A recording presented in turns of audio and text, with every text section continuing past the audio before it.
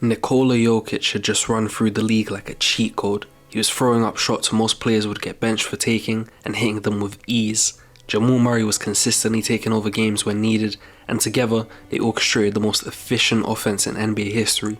The Nuggets weren't just winning, they were dominating, shooting the three at an absurd clip, finishing at the rim better than anyone, and controlling the pace with Jokic's unmatched playmaking. At the time, it looked like Denver was set up to control the NBA for years to come. Not two. LeBron, tell us about that. Not two, not three, not four, not five, not six, not seven. Hey. But then, the front office had other ideas. The losses of Bruce Braun and Kentavious Caldwell-Pope weakened their depth in perimeter defense. The roster grew stale while rivals like the Timberwolves and Thunder rose fast. Denver fell short against Minnesota in the 23-24 playoffs and again in the 24-25 playoffs against OKC. Now, with Jokić crossing into his 30s, the Nuggets faced a harsh reality.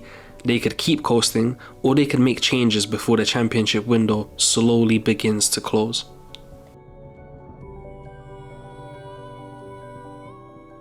You're watching Hollow Nose Hoops. Today I'm going to break down why the Denver Nuggets are back and why I personally believe that they're going to win the 25-26 NBA Championship. Let's get into it. Denver made countless big moves and adjustments this offseason, first of which being trading Michael Porter Jr. for Cam Johnson. Porter Jr. had talent, but he was inconsistent and he had a massive salary that was largely unwarranted. Enter Cam Johnson, a significantly better defender, a much more consistent offensive weapon, and far cheaper. His off-ball movement fits perfectly with Jokic's passing, and Cam is the kind of player who doesn't need the ball to impact the game, spacing the floor while also holding his own defensively against the opposition wings. Secondly, the Nuggets added Tim Hardaway Jr., a proven volume scorer with strong shot creation ability. He gives Denver a clutch time option when Murray is gassed or Jokić draws doubles.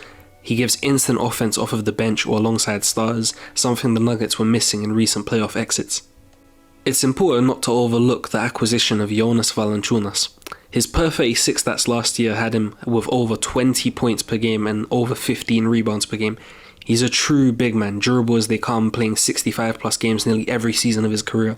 His dribble handoff and pick and roll game has quietly become very effective and is super underrated. He gives Denver a dependable bruiser behind Jokić, letting them maintain size and rebounding at all times throughout the game.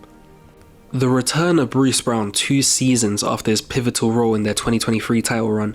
Braun is back. If he can recapture even part of that form he had at the time, he adds defensive versatility, hustle, and big game confidence that this team sorely missed.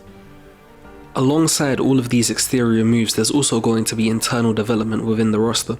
Christian Braun continues to become a reliable offensive player and a reliable defensive player as well. DaRon Holmes adds mobility and athleticism inside. And of course, the constant Nikola Jokić, still the best player in the world and now entering the part of his career where you would expect him to hit his absolute peak, as most players with a lack of athleticism and highly IQ dependent games do. So why do these moves give me the confidence to state so early on, before the season's even started, that the Denver Nuggets are going to win the 2026 NBA Championship? Well, they're shooting everywhere. With Cam Johnson, Tim Hardaway, Christian Braun, Jamal Murray, and Jokic's spacing gravity alongside that, this is an elite perimeter shooting team that will easily get good looks. Perimeter defense. Cam Johnson plus Christian Braun plus Bruce Braun give Denver a rotation of long switchable defenders. This plugs the gap left after losing KCP years ago. Now, the double big formula. This is something that quite a few people have been speaking about lately, and I think Denver are getting it completely right with how they're set up essentially.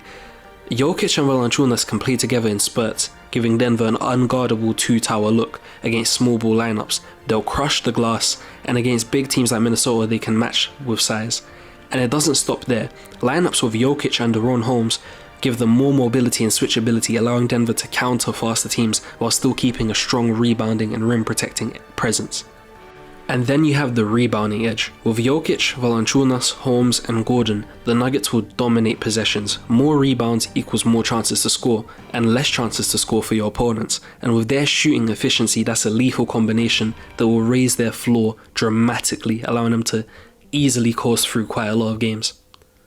Denver was already a team that performed well in the clutch, however now with Murray, Hardaway, Cam Johnson all being steady options late on in games and Jokić orchestrating everything, the Nuggets have multiple answers late in games now. So how is it that these particular strengths will allow them to win the 2026 NBA championship? Well, it comes down to the matchups. Last year, OKC's speed and depth gave Denver fits, but now with Valančiūnas punishing them inside and Denver's improved wing defense, the Nuggets can slow the game and control possessions a bit more. Lineups with Jokić and Holmes give them the mobility to keep up when the Thunder try to play fast and small. Next up, the Rockets.